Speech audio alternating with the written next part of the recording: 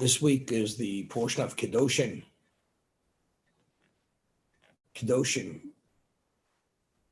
The Torah tells us, Hashem says to Moshe, Daber el kol hadas b'nei Yisrael.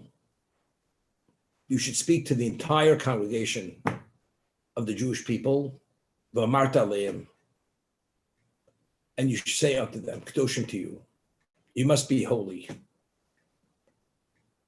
Meaning you must live a life of sanctity. Why must you live a life of sanctity? Because I, your God, I am holy.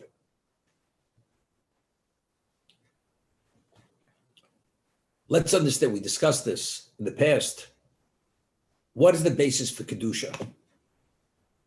Holiness. The first time we find this concept of holiness mentioned in Torah, Moshe is shepherding the flocks of his father-in-law in the desert, in Midian, and he sees something unusual. He sees a burning bush. The bush is burning with fire, and the bush is not consumed with the fire. He approaches the bush, and all of a sudden he hears a voice, which is an angel of God. Shal nalech miraglecha. Remove your shoes from your feet. Ki advas kodesh. The land, the location is hallowed ground, holy land. Meaning, the fire burning is an indication that divine presence, God's presence was there. And because God's presence was there, the ground is holy. And it's inappropriate, you should wear shoes, remove your shoes, because the location is holy. At Sinai, when God descended onto Sinai, God says to Moshe, nobody's permitted to approach the mountain, even to touch the mountain, because the mountain is holy. What happens after God ascends from the mountain? Mount Sinai is an ordinary piece of rock. So what determines holiness?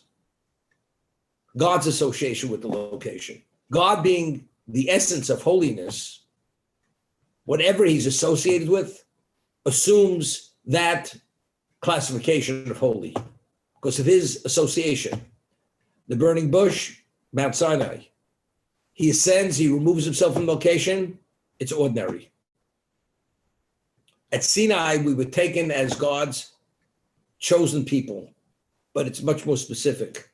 We became God's Goy Kadosh, God's holy nation. What does that mean? We became His holy nation. And we mentioned earlier, we say in the Modim, in the Amidah, Modim nachloch shatohu Hashem Elokeinu v'olam voed. God took us forever. That connection to us is irrevocable. It's an irrevocable connection. He's so intertwined in our being and our souls. Our souls are attached to him in a way that there's nothing closer. And that level of relationship can never be terminated. As a result of that, what have we become? We're the equivalent of Sinai eternally. Sinai only reverted back to an ordinary rock because God removed himself from that location. So it was no longer holy. The Jewish people being taken as God's Goy Kadosh, holy nation, were holy forever. Because as I said, that relationship is irrevocable. It cannot be terminated. So we're Goy Kadosh L'olam Voed. You are our Almighty forever. Moshe told that in the presence of the assemblage of the whole Jewish people, you should communicate this positive commandment, Kedoshim to you. You should be holy. And why should we be holy? Because I am holy. I, your God, am holy. Meaning, you must maintain that relationship. You must cultivate the relationship. Because that relationship between us, even though it'll always be, but it could be somehow eroded. You could erode that relationship. You could wear it down. It's not in its full intensity. How is it in its full intensity? The more you assume the persona of Kedusha, of Kadosh, so the commonality between us is greater. And the greater the commonality, the greater is the connection. Because you're reflecting exactly who I am. Now, what is the meaning of holiness? So Rashi cites the simple understanding that we find wherever we disassociate ourselves with sexual behavior, forbidden sexual behavior, incestuous relationships, God forbid, adultery, that's called Kedusha. Not crossing those lines, keeping our distance from that way of life, that is holiness. That's Kedusha. Because God, whenever he speaks about the Kohen being of a special pedigree, he's not permitted to marry certain types of women. And if you abide by it, then you're holy.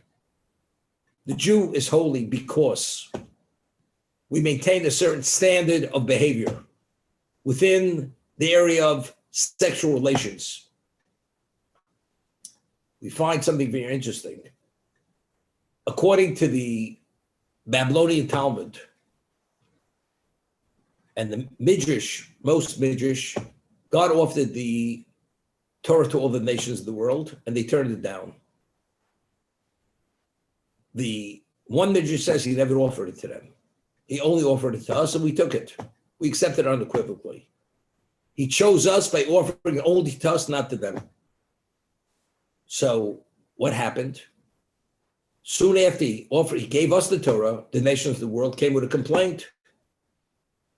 What about us? You should have given us a chance. Why did you offer it to us?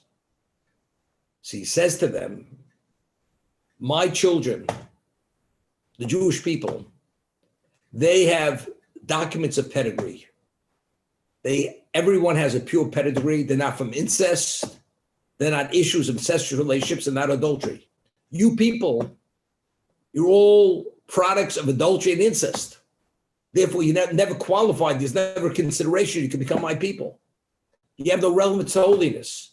But my people, my children, who I took to be my nation, they could prove their pedigree that every child, Jewish child, is a product of his father and mother. Those relationships were always exclusive, never to be breached. Therefore, they qualify, you people don't qualify. So when the nation of the world heard this from God himself, it says in the Eshes Chayil, Komu v'oneh v'yashua, the daughters rose and they extolled the Jewish people. They couldn't fathom that this is possible, to resist sexual temptation. The Jewish people, they restrained themselves. Therefore, the Jewish people qualified to receive the Torah, and they were not qualified to receive the Torah because they were all of incestuous issue, adulterous issue. And we were able to present our doctrines of pedigree. Ramban writes, during the Second Temple period, there were no revealed miracles. But there was one revealed miracle that remained in place. What was that? There's a portion of Torah that discusses the law of the suspected adulteress. That if a woman is forewarned by her husband not to sequester herself with a certain person, and she defies his warning, and the witnesses who attest to the fact she did seclude herself for a period of time, that something could have happened behind those closed doors, she's not permitted to husband until it's verified that she did not commit adultery. Now, how do you verify it? So it's called the ritual of the suspected adulteress. The Kohen takes the rid of that particular portion of the Torah, he obliterates into water, so on and so forth, and he adjures the woman, and she swears she didn't commit adultery, and if she did, the consequences are going to be very extreme. And what happens? And she drinks the water. If she committed adultery, God forbid, it says every sinew in her body begins swelling to the point where every vein, every sinew, every artery bursts, and literally she dies and her body actually becomes dismembered. It's the most grotesque thing to see. And not only does that happen to her, it happens to the adulterer wherever he may be. He dies the identical level of death. This is miraculous. So if all other miracles came to an end at the end of the first temple period, why the temple, why this procedure, which is a miracle procedure? It says, if she committed adultery, you have this very extreme negative consequence. If she did not commit adultery, then initially, if she was not fertile, she will conceive. She didn't have beautiful children, she will have beautiful children. If she gave birth with pain, with difficulty, everything comes easy. But why?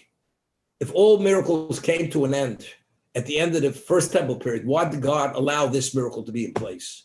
So Ramban explains, Nachmanides explains, of course, the pedigree of the Jewish people is sacred.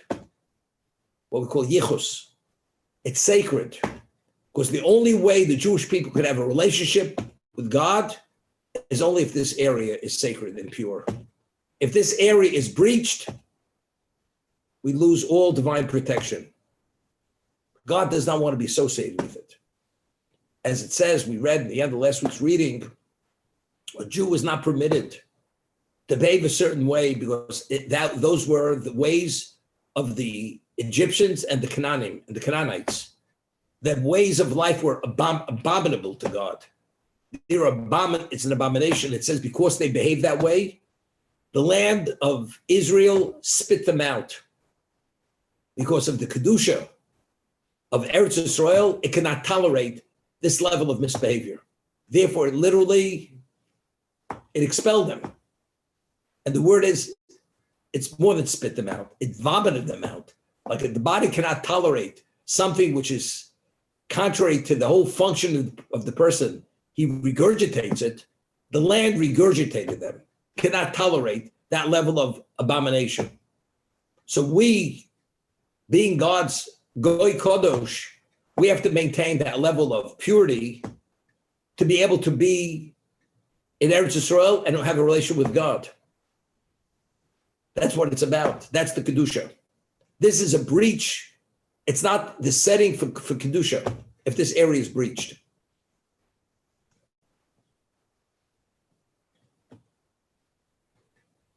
So Rashi explains, what's Kedoshim to you? The mitzvah, be holy. Holy means this area should be sacred. Never cross those lines. We find the Talmud discusses that in this area, the rabbis legislated endless fences. That even though only up to a certain generation is considered an incestuous relationship, they extended it multiple generations, going way back, up and down, because that's the seriousness of these things. The Gemara tells us in one location that a human being naturally has an overwhelming desire for two things: for accumulation of wealth, of material, and the sexual drive. That's like inborn in every human being. It's part of the instinct, that's the human instinct, to gravitate towards this. Therefore, we take every precaution to keep more than arm's length away from this kind of situation that, God forbid, a person should not cross those lines. That's Kedusha. It's interesting. To what degree does a person take precautions? The more that's at stake, the greater the precaution. You have a nuclear reactor. The safety measures in a nuclear reactor is different than safety measures in an ordinary other type of facility. Because God forbid, if the nuclear reactor misfunctions and you have leakage from there, the consequences are very, very extreme. You have radioactive material coming out of that nuclear reactor. And you can have endless casualties and sickness and illness. Another company, it's pollution. So the more that there is at stake, the greater the precaution. The liability for failing in this area, you know what happens? Actually, you forfeit your relationship with God. It's a forfeiture of relationship. If the relation with God is what we're all about, and this will cause that, God forbid, a decaying of that relationship and something which is close to forfeiture, what level of precaution do you have to take never to cross those lines? Person has the Hope Diamond. How much insurance do you take on the Hope Diamond? What kind of security companies, what kind of alarm systems do you have to assure that that diamond should not be stolen? Because of the nature of being one of a kind, we have one of a kind of relation with God. And crossing these lines in this area will actually hurt that relationship and tarnish it, breach it. Therefore, this area has to be sacred.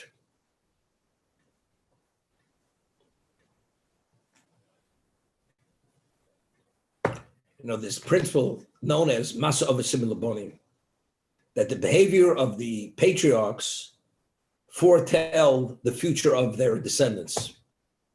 So the way it's explained by the early commentators, that since the forefathers, the matriarchs and the patriarchs are the foundation of the Jewish people, their behavior and their actions created a dynamic, that dynamic manifests itself even in the generations into the future. For instance, we find that Avram, after he had gone to Canaan, he was confronted with a famine. What did he do? He went to Egypt. What did we do? What did Yaakov Avinu do with his family? He went to Egypt. When Avram left Egypt, with what level of wealth did he leave? He left with a level of wealth which is not to be described, that the land of Canaan was not able to carry his level of wealth together with Lot, and therefore they had to part. So that Avram left Egypt with great wealth. After being in Egypt for 200 years, 210 years, we're going to live with great wealth. With great wealth. Now, the Jews were in Egypt for 210 years. We were slaves. We were chatteled. We were chattels. We were persecuted, tortured, and killed. On a normal level, it's unheard of that not one Jewish woman, other than one exception, was defiled by an Egyptian. Every woman, her relationship was exclusive only with her husband. The women were not in any way defiled by the Egyptians. It's unheard of. How do we merit such divine protection? Millions of women, Jewish women, and the Jewish women look differently than the Egyptian women. And just as Avram hid the beauty of Sarah, because these people come from a different ilk, and they'd be attracted to Sarah male, you don't think the Egyptians naturally should have been attracted to the Jewish women? The answer is they have divine protection. But why do we merit that divine protection? That not one Jewish woman, other one woman who brought it upon herself, Shlomis Bas Divri, she was the only one who was defiled. So the Midrash tells us, Sarah Mena, when she was taken into the palace of Paro, it wasn't so simple. Egypt was the height of civilization. Paro, the Pharaoh, was the leading monarch in the world. If she would agree to remain with him, she would have been the queen of the world. But what did she do? As it says, she had an angel with her. And when he tried to approach her, she said to the angel, strike, smite him. He was smitten. She did not allow Paro to go near her. That's how holy she was, at the level that she revered God and feared God.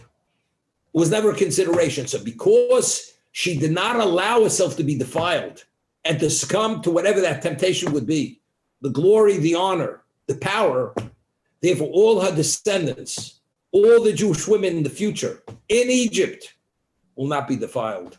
As she did not allow herself to be defiled, God will not allow her granddaughters in Egypt for 210 years, despite of our predicament that killing us, torturing us, not one Jewish woman will be defiled.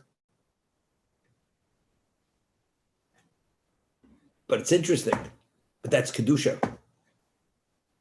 We are beneficiaries. We are heirs of the Kedusha, of the sanctity of the forefathers, of the matriarchs and the patriarchs.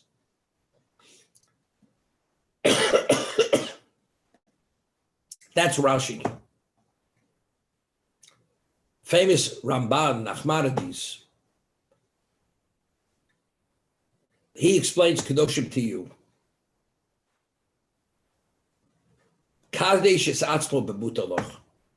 You should sanctify yourself in the area what's permitted to you. Just because something's permitted doesn't mean to say you have to partake of it. Doesn't mean you should indulge in it. Indulge is a very extreme word. Indulgence. Indulgence borders on hedonism. Hedonism is on an ongoing basis. Indulgence can be one time, but that's indulgence. That means, but if it's permitted, why not? So the Ramban explains, a person could be a maneuver b'shus Torah. You could be an unsightly human being within the parameters of what the Torah says is permitted. I'll give you an example. A Jew has to abide by dietary laws, what we call kashrus. Person, every meal, you gotta have a 15-course meal. He could feast and drink. All the food is kosher. He could have a harem of women, all living within the context of family purity. And every moment of the day has another woman available to him. But what is he? What is he? What's the quality of his behavior? He's living like an intellectual animal, fully immersed in desire and lust. That's what it is. That quality of lifestyle, that level of involvement doesn't allow that person to have any relevance to God. God is the ultimate remove totally from physicality, not to be controlled by desire. And the challenge of life is not to do what you want to do, to restrain, to refrain. And this man succumbed and allowed himself to be drawn into that. So it's the antithesis of what God is. Kedoshim too, even what's permitted, just because it's permitted doesn't mean you have to partake of it. Even if you could afford it, doesn't mean to say you should go there.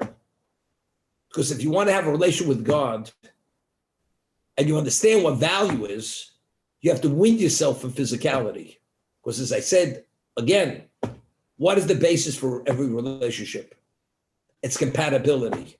And compatibility is determined by commonality. So as God has no relevance to the physical, we as physical beings, we have to have some degree of relevance, but only to the degree that we have to have the relevance to it. We have to eat, we have to drink, we have to sleep, we have to procreate, because that's part of the human reality. But beyond what it is, to go beyond that, that's lacking in holiness. It's lacking in sanctity. Because as we said, what is the basis for all sanctity? It's where God is, where God has a relationship. God identifies with that location. So the person's behavior doesn't allow that to happen. There's no Kedusha. There's no holiness, there's no sanctity. So God says, what's the objective of creation? I created the world for the chosen, which is Torah and the Jewish people. The Jewish people only have relevance to the Torah if they're on a common footing with the Torah. The Torah is the ultimate level of holiness. It's God's wisdom. And that is the catalyst, the conduit through which we connect with God.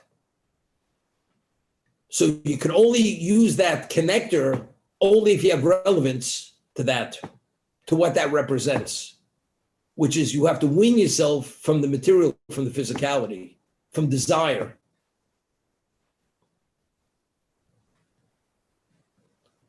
We say on the festivals, you've chosen us from all the nations. Son, you loved us, you desired us. You're elevated above all the nations. You sanctified us with your mitzvos. So how does sanctification come about? It's through the mitzvos, through the commandments. We have Taryag mitzvos, we have 613 commandments, 248 positive, 365 negative. That's how he sanctified us. What do you have to sanctify us through his mitzvos? Let him directly sanctify us. As we find the Sinai, God descended, that caused the sanctity, let him descend in our midst. The answer is no, because we have no relevance to his sanctity. We have to create a commonality. All the areas of commandments, of obligation, every one of them addresses an aspect of our being that sanctifies us, and that sanctification creates a common ground between us and God, which allows us to have that relationship. That's Asher Kidshonu b'mitzvosav.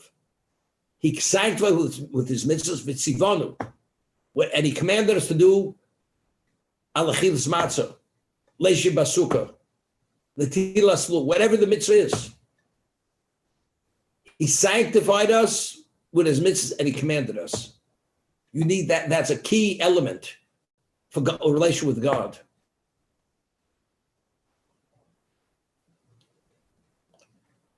I always mention this.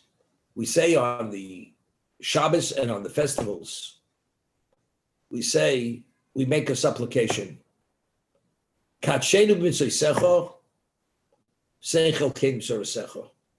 Sanctify us with your mitzvahs and give us our portion of the Torah.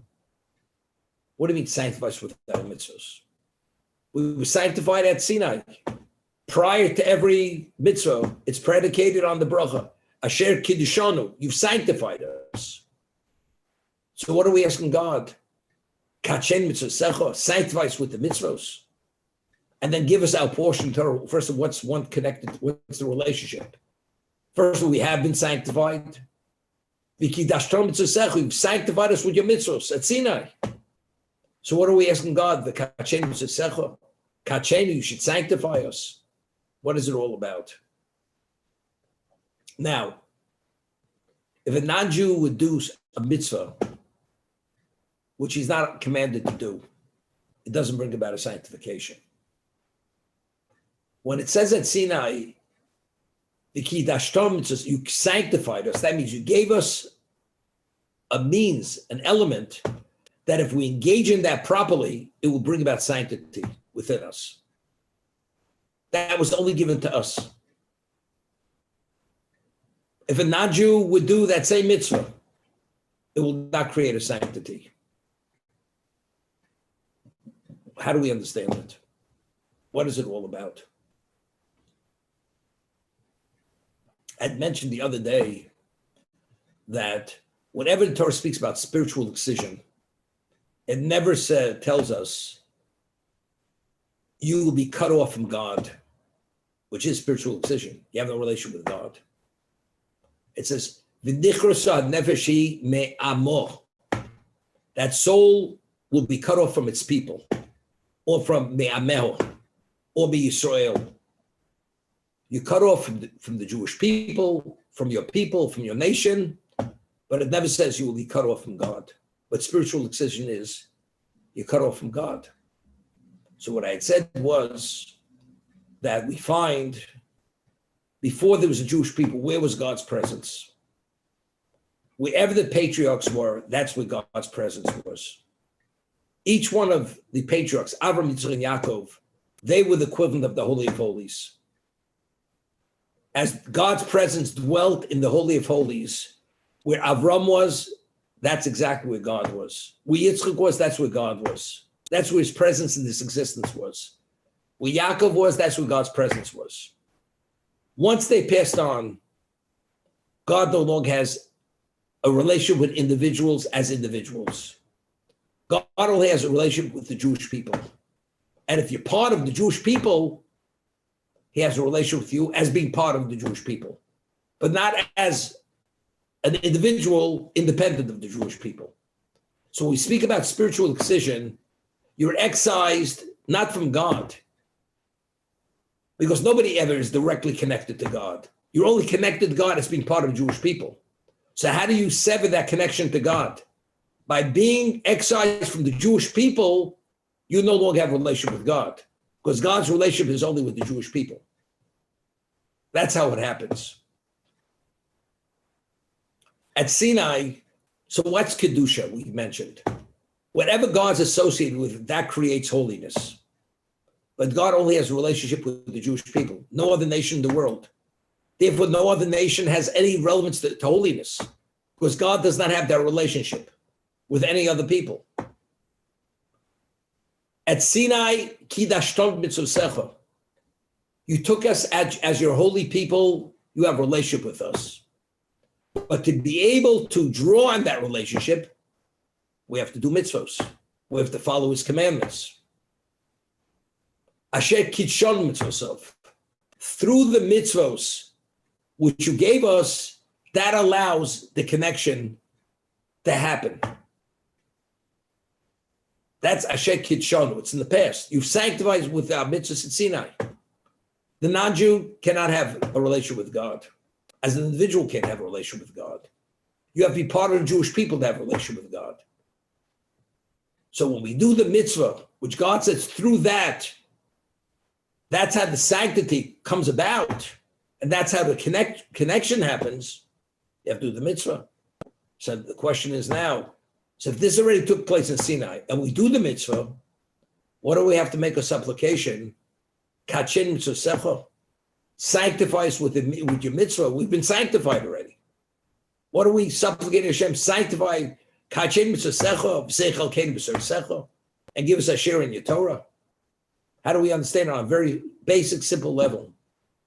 So what it said in the past was this. The Rambam rules in the laws of tshuva that a person before he repents, how is he seen by God?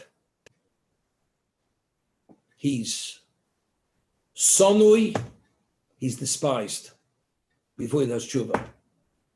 Meshukatz umetuav. You're detestable and you're abominable in God's eyes. That's before you do tshuva. And when you do a mitzvah and you bring it to God, you know what he does with the mitzvah? He takes the mitzvah, he shreds it, and he throws it back in your face. I'm not interested. If we're saying that the catalyst to connect is the mitzvah, because when we do the mitzvah, God accepts the mitzvah. So once we make the connection, we have a relation with God. But if God rejects the mitzvah, he throws it back at us. So although the mitzvah is the means for sanctity, because that is the connector, that's only if God allows it to connect.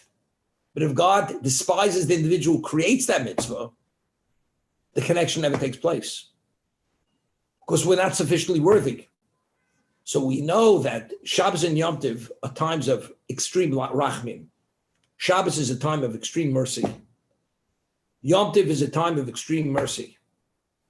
So therefore we say to Hashem, we say to God, although we're not where we should be at that special level, to be worthy that the mitzvah should be the catalyst to connect to you, but due to your mercy, allow the mitzvah to be accepted and embraced to bring about that level of sanctity. That's the kachin mitzvah. And once we become an entity of holiness, we become an appropriate repository for the Torah. Because otherwise, it's inappropriate. Hashem should allow the Torah to be in such a despicable, detestable, abominable location.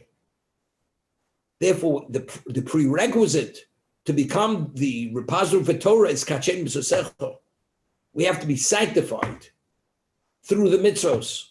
But that's only if God accepts the mitzvah and allows us to connect to him. Once we connect to him, Now we become that repository, appropriate repository for the Torah to be placed. That's the understanding. So what's Kedusha? Kedoshim Tiyu. It's to create an appropriate setting to be worthy of having a relationship with God. We find that when Mordechai had heard about the decree that was initiated by Haman to annihilate every man, woman, and child, it says he immediately put on sackcloth. And Esther, when she hears about Mordechai is in sackcloth, she immediately sends appropriate garments for him to wear. Why? Because a lovo el shara melech b'levush sok. You cannot come to the gate of the king, to the palace, wearing sackcloth. It's inappropriate.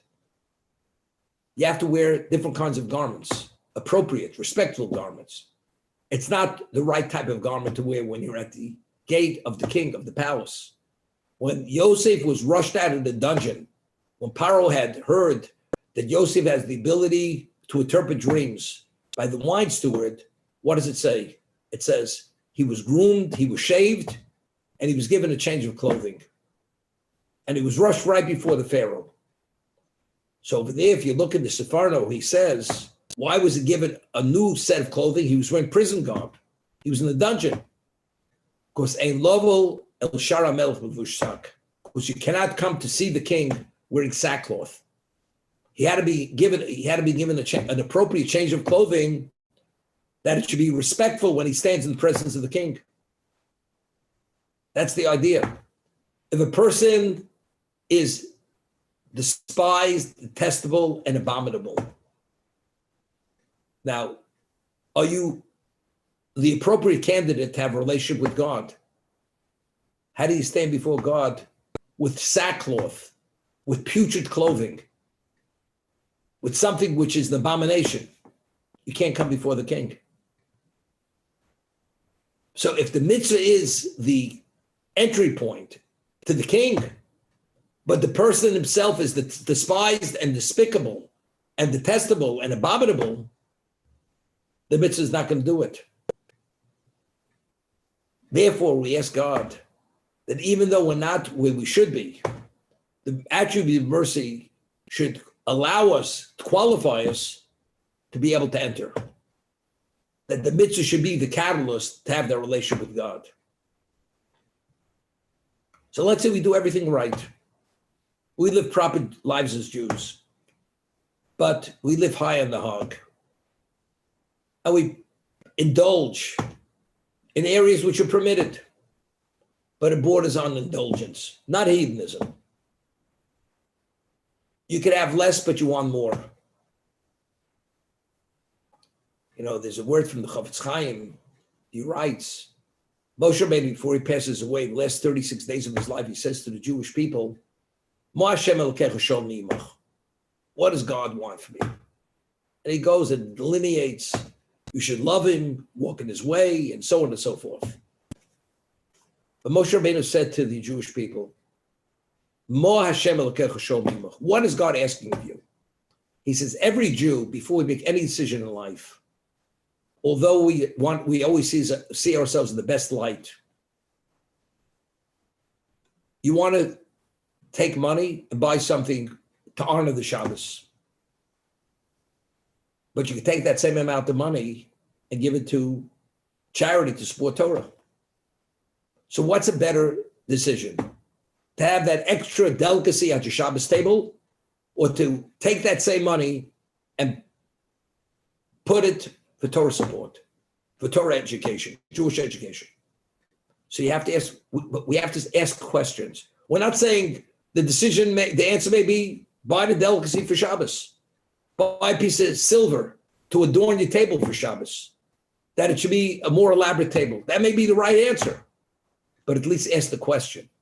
Before we do anything in life, you have to continually ask yourself the question, what does God want? This decision I'm making now, is God agreeable or is God not agreeable?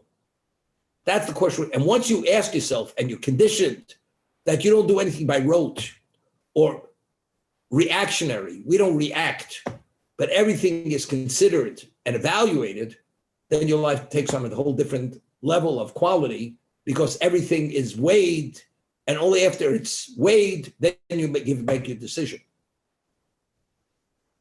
So what's Kedusha? If I could buy a $20 bottle of wine, should I buy a $120 bottle of wine? Or a $300 bottle of wine? Or an $800 bottle of wine? Today you can buy kosher wine with the best level of certification. You want to know something? Maybe if you're a tzaddik and you do everything on the most outstanding level, outstanding, and everything, do this outstanding. But everything else, you're barely making the grade. Also, when it comes to wine, at Shabbos table, nothing less than the best, $900. They come out with a scotch now, close to $1,000 a bottle. Nothing less than the best, because that's honoring the Shabbos. What about honoring God? How do you put on your tefillin? How long does it take you to say Shema? If it's more than 30 seconds, that's considered a little bit too slow. What is God asking of you? So when we speak about Kedoshim to you, as Rashi says, it was an assemblage of the whole Jewish people. It's so basic and fundamental to our relation with God. Not to overstep our bounds, not to even have any relevance to indulgence. Sanctify yourself in an area which is permitted. That's what God wants.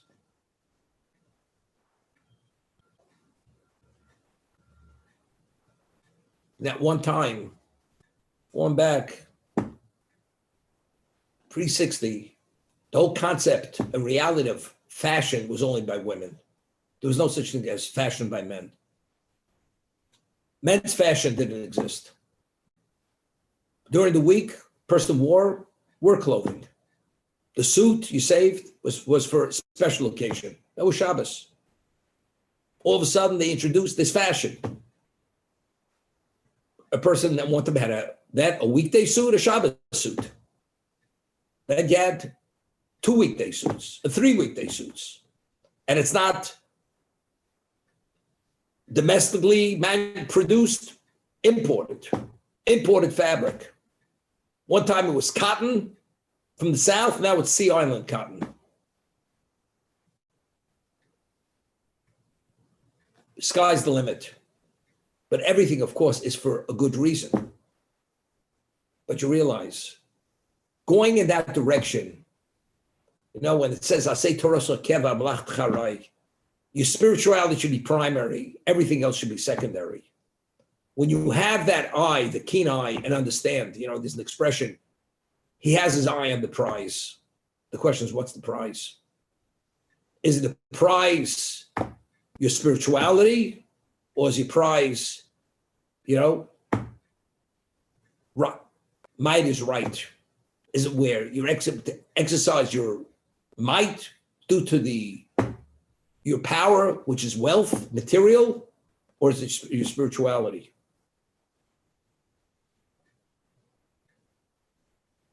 No, it's interesting. You have wealthy people, observant people. In business, they knew better than everyone. They'd listen to no one. But when they had a problem, they'd gone to the rabbi to get a blessing. You have all the money in the world. Take care of your own problem. You have a problem with the IRS. You're going to the rabbi to get a blessing. Because maybe he'll put in a good word for you, and God will see you in a better light and let you off on this time. Otherwise, you wouldn't give the rabbi the time of day. And you'll write him a check for $300, $360, because it's multiples of chai, and you feel that you're a great tzaddik. And I'm a supporter of the rabbi. You can underwrite the rabbi 1,000 times, and you give him a pittance. So what's happening? So what's primary, what's secondary? This person doesn't have any understanding of what Kedoshim to you is. You should live a life of sanctity and deny yourself what's permitted to you and have less rather than more. It's not even within the person's purview, within his vocabulary. But this is so essential and crucial It's only in the assemblage of the whole Jewish people, men, women, and children. That's how fundamental this concept is. Because if you live your life to have a relation with God, and you want to maximize on that, and you only have 70, 80, 90 years to take advantage of that opportunity, so what do you tell the person up front? You want to have the best return on your life? This is the way you do it. Tone down the material and turn up the spiritual. That's what it's about. That's Kedoshim to you. Why? Kodesh ani Hashem Elokechem. Because I am holy. Okay, we're going to stop here today and we'll entertain some questions.